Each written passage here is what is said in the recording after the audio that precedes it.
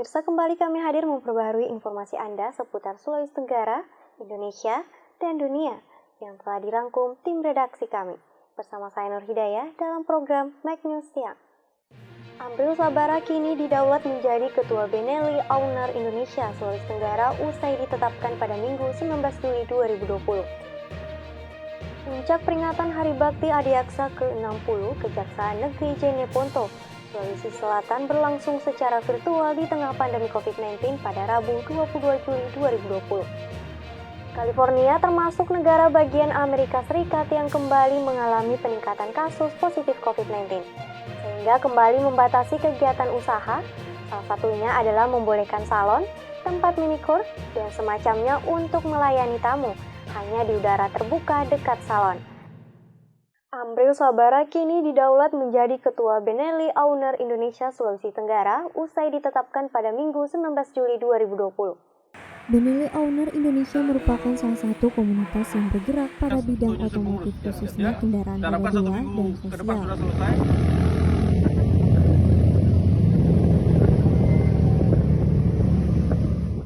Rencananya dalam waktu dekat segera membentuk pengurusan Benelli Owner Indonesia Sulawesi Tenggara, sehingga kegiatan sosial dapat dilaksanakan. Saya sudah terpilih menjadi Ketua Benelli Owners Indonesia Sulawesi Tenggara, dan kita bentuk pengurus dan terutama kegiatan-kegiatan sosial yang kita lakukan, seperti kita lihat ada korban bencana alam, saudara-saudara kita yang ada di Sulawesi Tenggara ini, ya kita akan buat donasi untuk khususnya anggota Benelli Owners Indonesia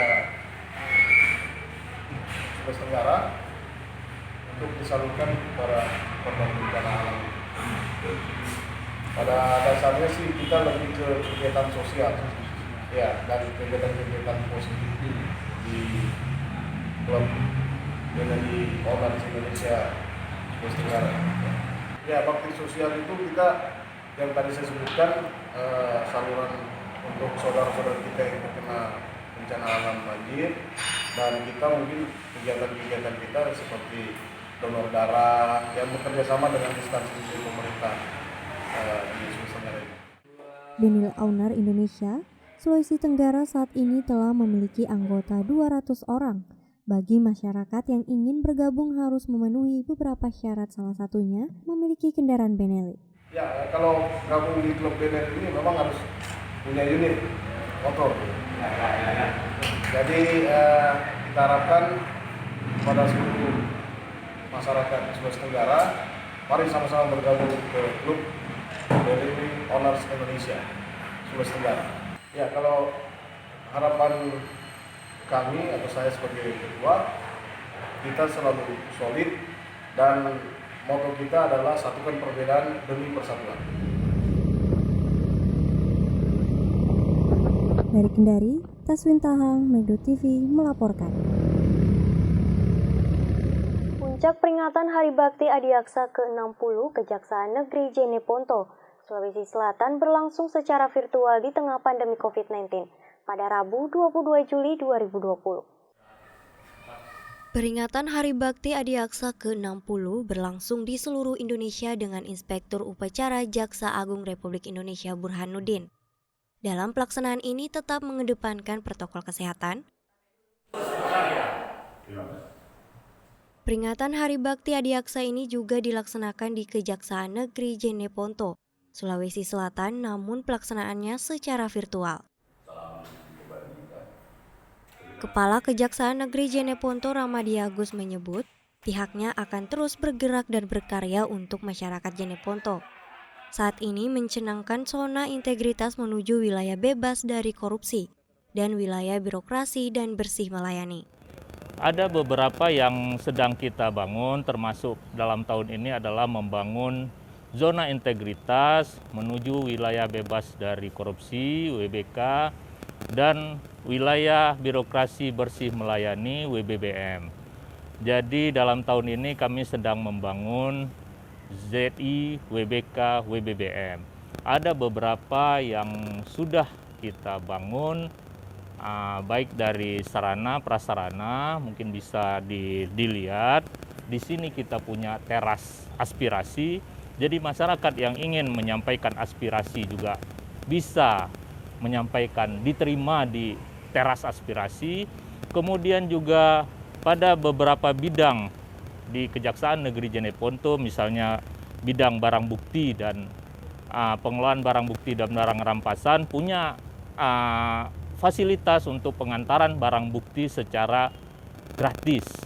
Jadi barang bukti yang telah ingkrah akan diantar ke rumah secara gratis. Kemudian juga Beberapa di antaranya sudah berjalan, misalnya sarana dan prasarana seperti adanya teras aspirasi. Masyarakat bisa menyalurkan aspirasinya melalui sarana teras aspirasi di Kejaksaan Negeri Jeneponto. Selain itu, juga memberikan layanan pengantaran gratis kepada warga berupa barang bukti yang mempunyai kekuatan hukum tetap atau inkrah. Termasuk pengguna kendaraan yang ditilang, pihak kejaksaan akan mengantarnya secara gratis. Kemudian juga kita mempunyai fasilitas di bidang tindak pidana umum dengan pengantaran tilang secara gratis. Kemudian juga di bidang intelijen juga kita punya media kinerja, yaitu dengan adanya program ngerujak, yaitu ngerumpi bareng jaksa yang dilaksanakan di Radio Turatea setiap hari Rabu pukul 10 sampai dengan pukul 11.30 di Radio Turatea 97,3 FM. Dan itu setiap minggunya disampaikan mengenai apa yang dilakukan oleh kejaksaan, kemudian masyarakat bisa berkomunikasi langsung, dan itu setiap bidang secara bergilir memberikan kinerja, menyampaikan kinerja kepada masyarakat Jeneponto. Samsul melaporkan dari Sulawesi Selatan.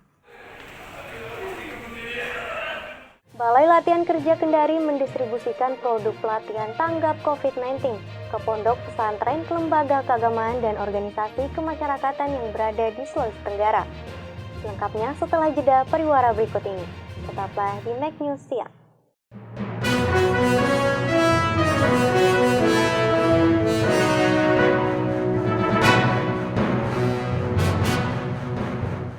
Warga Kota Kendari dimanapun berada.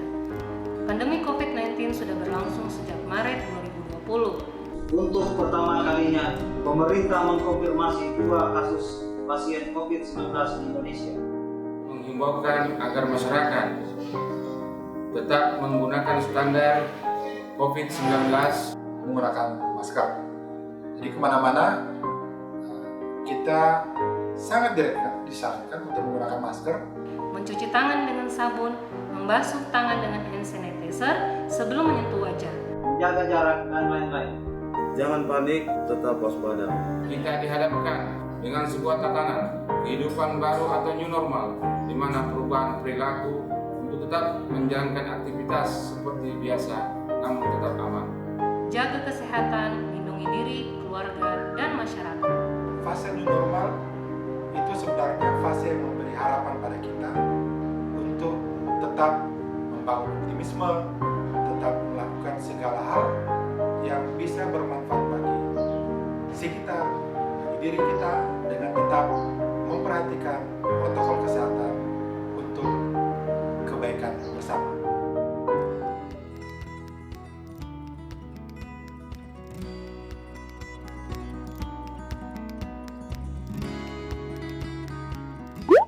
Pandemi COVID-19 yang masih terus berlangsung saat ini membuat semua orang harus melakukan aktivitas harian namun tetap aman dan terhindar dari penularan virus. Berikut beberapa panduan yang telah dirilis secara resmi oleh beberapa kementerian Republik Indonesia. 1. Wajib menggunakan masker di luar rumah. 2. Membatasi aktivitas di luar rumah hanya untuk kegiatan penting dan mendesak. 3.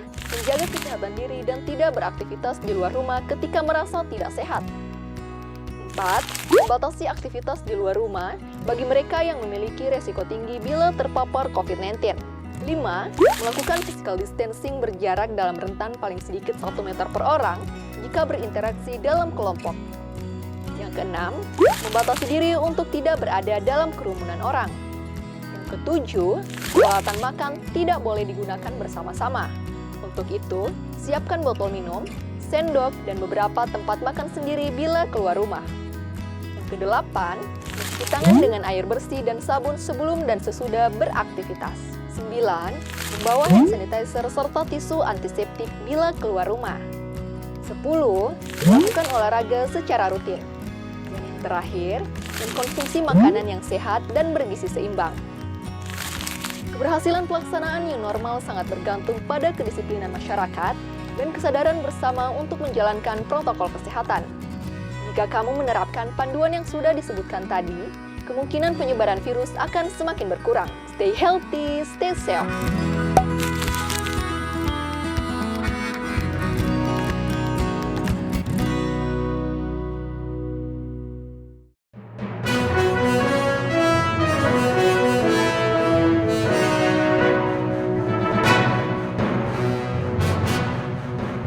Balai Latihan Kerja Kendari mendistribusikan produk pelatihan tanggap COVID-19 ke pondok pesantren, lembaga keagamaan, dan organisasi kemasyarakatan yang berada di Sulawesi Tenggara.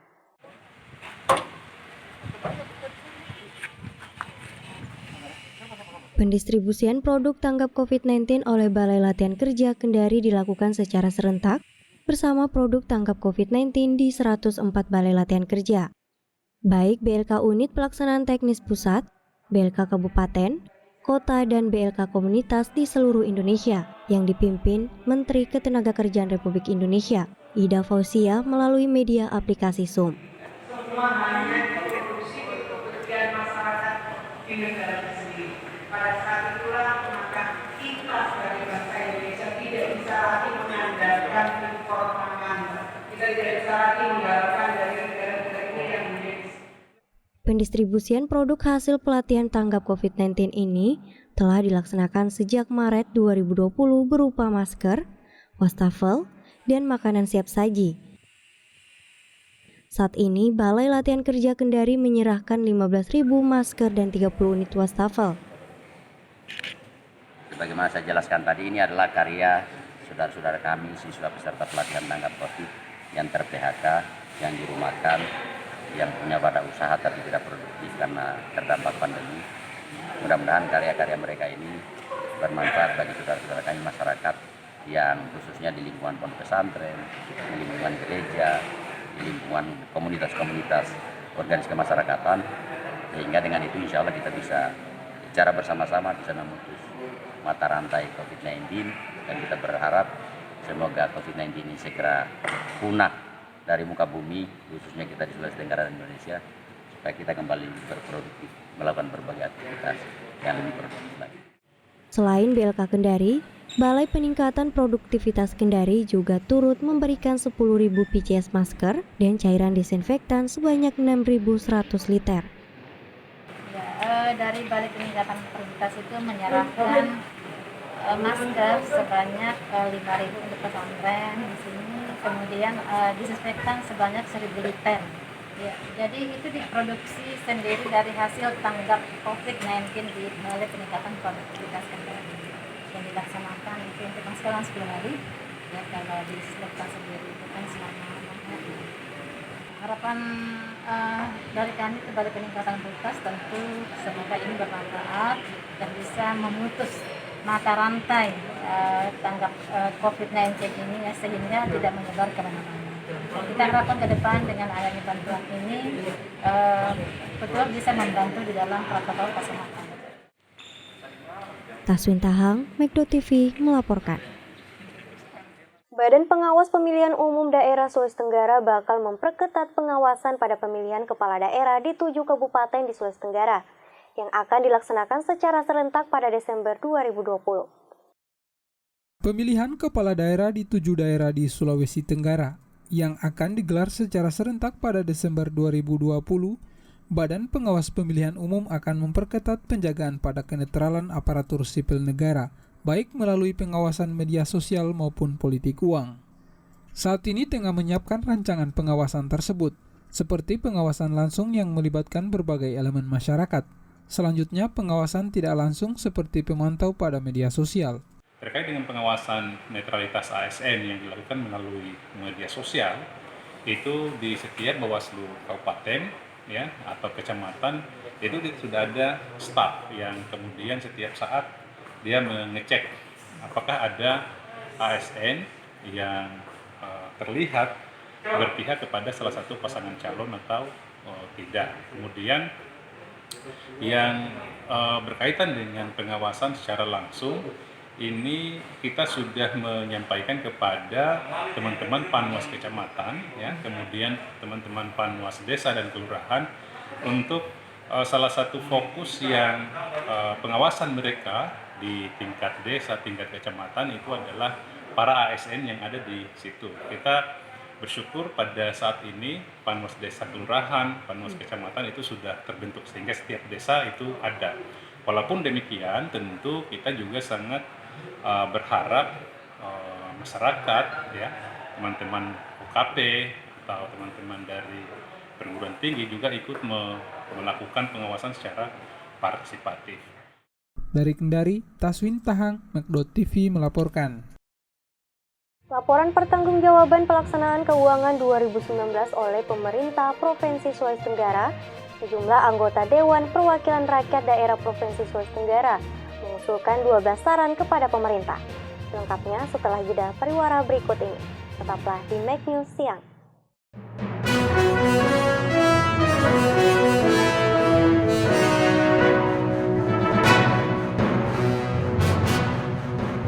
Tahukah Anda, di masa pandemi COVID-19 ini, protokol kesehatan sangat penting untuk diterapkan di berbagai kondisi dan kesempatan. Seperti apa yang dimaksud protokol kesehatan? Berikut penjelasannya. Yang pertama, jaga kebersihan tangan. Bersihkan tangan dengan cairan pencuci tangan atau hand sanitizer apabila permukaan tangan tidak terlihat kotor. Namun, apabila tangan kotor, maka bersihkan menggunakan sabun dan air mengalir. Yang kedua, jangan menyentuh wajah. Dalam kondisi tangan yang belum bersih, sebisa mungkin hindari menyentuh area wajah, khususnya mata, hidung, dan mulut. Mengapa? Tangan kita bisa jadi terdapat virus yang didapatkan dari aktivitas yang kita lakukan. Jika tangan kotor ini digunakan untuk menyentuh wajah, khususnya di bagian yang sudah disebutkan sebelumnya, maka virus dapat dengan mudahnya masuk ke dalam tubuh. Yang ketiga, terapkan etika batuk dan bersin. Ketika kita batuk atau bersin, tubuh akan mengeluarkan virus dari dalam tubuh. Jika virus itu mengenai dan terpapar ke orang lain, maka orang lain bisa terinfeksi virus yang berasal dari tubuh kita. Yang keempat, pakai masker. Bagi Anda yang memiliki gejala gangguan pernafasan, kenakanlah masker medis kemanapun saat Anda keluar rumah atau berinteraksi dengan orang lain. Yang kelima, jaga jarak. Untuk menghindari terjadinya paparan virus dari orang ke orang lain, kita harus senantiasa menjaga jarak dengan orang lain minimal 1 meter. Yang keenam, isolasi mandiri. Bagi Anda yang merasa tidak sehat, seperti mengalami demam, batuk, pilek, nyeri tenggorokan, sesak nafas, diminta untuk secara sadar dan sukarela melakukan isolasi mandiri di dalam rumah. Yang ketujuh, jaga kesehatan. Selama berada di dalam rumah atau berkegiatan di luar rumah, pastikan kesehatan fisik tetap terjaga. Dengan berjemur di sinar matahari selama beberapa menit, mengonsumsi makanan bergizi seimbang, dan melakukan olahraga ringan. Sultra cerdas untuk negeri.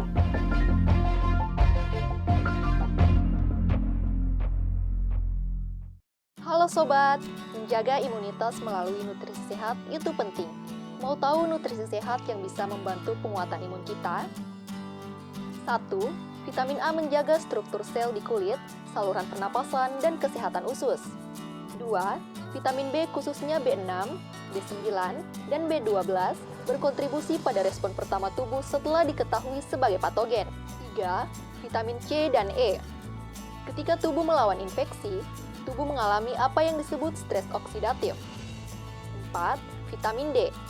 Beberapa sel kekebalan membutuhkan vitamin D untuk membantu menghancurkan patogen yang menyebabkan infeksi. 5. Zat besi, zinc, selenium. Tubuh membutuhkan zat besi, zinc, dan selenium untuk pertumbuhan sel kekebalan tubuh di antara fungsi-fungsi lainnya. Jadi, betapa pentingnya imunitas untuk tubuh kita, termasuk agar bisa melawan virus corona. Sultra cerdas untuk negeri.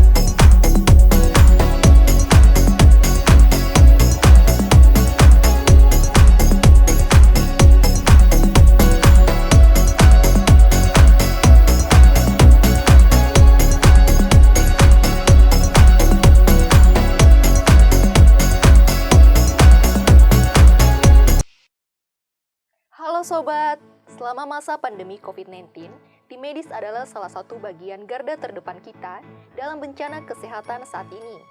Tidak sekedar keluarga, waktu dan menikmati kehidupan yang mereka korbankan, namun nyawa mereka pun menjadi ancaman kuat dalam aktivitas mereka sehari-hari selama masa pandemi COVID-19. Melayani pasien COVID-19 tentu bukan hal yang mudah, dengan segala protap kesehatan ketat yang harus dihadapi. Kita semua tentu berharap bisa memberikan dukungan kepada seluruh tim medis yang terlibat dalam penanganan pasien COVID-19. Namun dengan cara di rumah saja, perketat protokol kesehatan, jaga kesehatan diri dan lingkungan kita masing-masing adalah salah satu kepedulian kita semua dalam membantu tim medis meringankan beban kerja mereka. Sultra cerdas untuk negeri.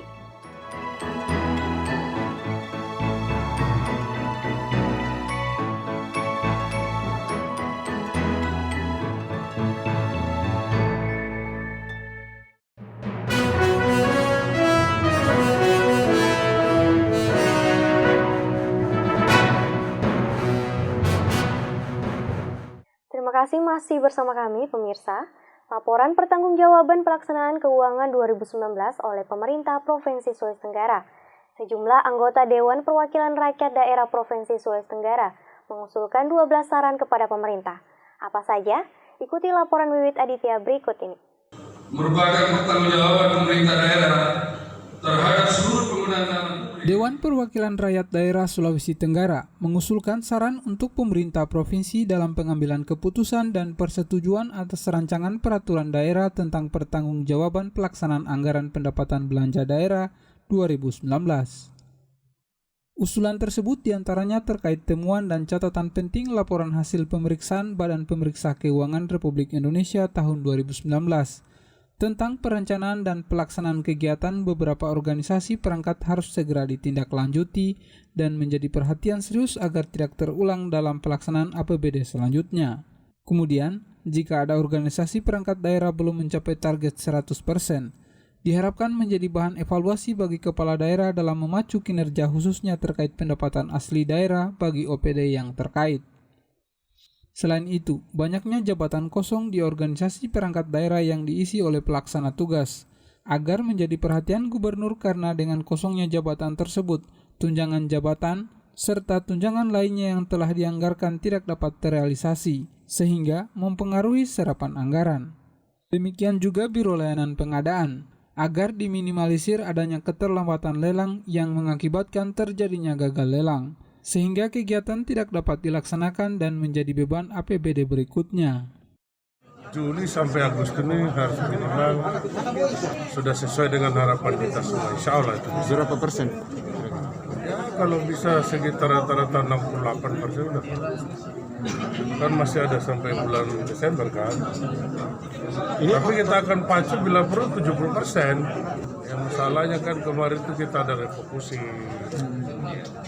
Ya kan, refocusing ini sebetulnya kan kita harus menyusun kembali. Jadi anggaran-anggaran ditarik semuanya baru disusun, kita keluarkan perkada kan. Nah tentunya juga harus ada kesulitan dan usaha. Tetapi sebetulnya serapan anggaran itu tidak bermasalah. Karena ada beberapa proyek kan semua sudah hampir pelaksanaan tendernya. Kalau ada yang belum, nah karena kita harus sesuaikan dulu. Gubernur Sulawesi Tenggara Ali Masih mengapresiasi atas saran dan usulan tersebut. Politisi Nasdem ini mengatakan, pihaknya akan mendorong kinerja para organisasi perangkat daerah untuk melakukan evaluasi dalam tugas yang diberikan. Dari Kendari, Wiwit Aditya, Mac.tv melaporkan. California termasuk negara bagian Amerika Serikat yang kembali mengalami peningkatan kasus positif COVID-19, sehingga kembali membatasi kegiatan usaha, salah satunya adalah membolehkan salon, tempat minikur, dan semacamnya untuk melayani tamu hanya di udara terbuka dekat salon, termasuk di trotoar dan lapangan parkir. Perlu waktu dan upaya ekstra, tapi pemilik salon tak jauh dari San Francisco, negara bagian California ini, senang karena bisa menerima lagi pelanggan. It's hard and stressful, so it's going to take about an hour every day to set up, and it's going to take about an hour every day to take down, and it takes multiple people to do it. Setelah kembali memberlakukan PSBB, Gubernur Gavin Newsom memberi celah bagi salon untuk beroperasi di luar ruangan, misalnya di trotoar, garasi, atau lapangan parkir dengan pembatasan sosial. We're thankful. So we can only perform about 20% of our services, but at this point, like 20% is better than no percent. Pelanggan pun tak sabar kembali datang. I was excited. I was like, I can finally get my hair cut because I keep opening and closing all these things, and I usually get my hair cut like once a month, and it's really hard to get your hair cut when they keep opening. You never know what's going to happen. So when I was able to get it outside, I'm like, heck yeah. Di Los Angeles, seorang pemilik salon juga lega. For me, I want to stay in business because if we're going to be on lockdown for 80 more months, we're going to have to shut down. Financially, we're not going to be able to do it. Salon pun memberlakukan kenormalan baru. Make them wash their hands. We have hand sanitizer. We wash the robes. Everything is, after every client, everything's washed. Oh, I think it's fine because we're far apart and I don't have any other clients here. It's far better than going to the grocery store where you're in closer proximity to people and touching things other people have already touched. Tapi tidak semua salon merasa nyaman buka kembali dengan protokol baru ini. Pemilik salon di Sacramento ini misalnya merasa pangkas rambut di dalam ruangan justru lebih aman karena bisa menjaga jarak antar kursi dan peralatan semua dalam jangkauan. Selain itu ada beberapa faktor lain. We're looking at 100-degree days, which puts us at risk as well as our clients. Faktor suhu udara di musim panas juga diangkat pemangkas rambut lain juga di Sacramento. Just the elements. It's heat. You know, we've got a lot of seniors, and the heat, especially suppressed with the face mask, it can be a little challenging, I fear, for my seniors. Sementara di San Diego, seorang pemilik salon menyayangkan pembatasan atas penggunaan zat kimia, bahkan shampoo, saat salon beroperasi di udara terbuka. 90% of my income is chemical services. And so when you take away, do I work for that 10% and then trying to retrofit outside to be able to perform that 10% of the services? You know, it really becomes, you're working at a negative at that point. You're not even working to make an income. Shampoo dan juga pengering rambut umumnya juga masih dilarang di sejumlah wilayah yang kembali membolehkan salon buka. Pembukaan kembali salon memang tergantung aturan dari masing-masing daerah. Untuk daerah khusus ibu kota Washington DC misalnya, salon mulai dibuka kembali pada pembukaan kembali fase pertama akhir Mei. Lalu di New York, salon baru kembali dibuka pada pembukaan fase kedua pada Juni. Semua ini tergantung masukan dari kalangan medis dan tentunya data COVID-19 setempat. Dari Washington DC, saya Nova Purwadi dan tim VOA. Informasi yang baru saja Anda saksikan menjadi penutup Mac News siang hari ini. Saya Nur Hidayah dan kru yang bertugas pamit undur diri dari hadapan Anda. Assalamualaikum warahmatullahi wabarakatuh.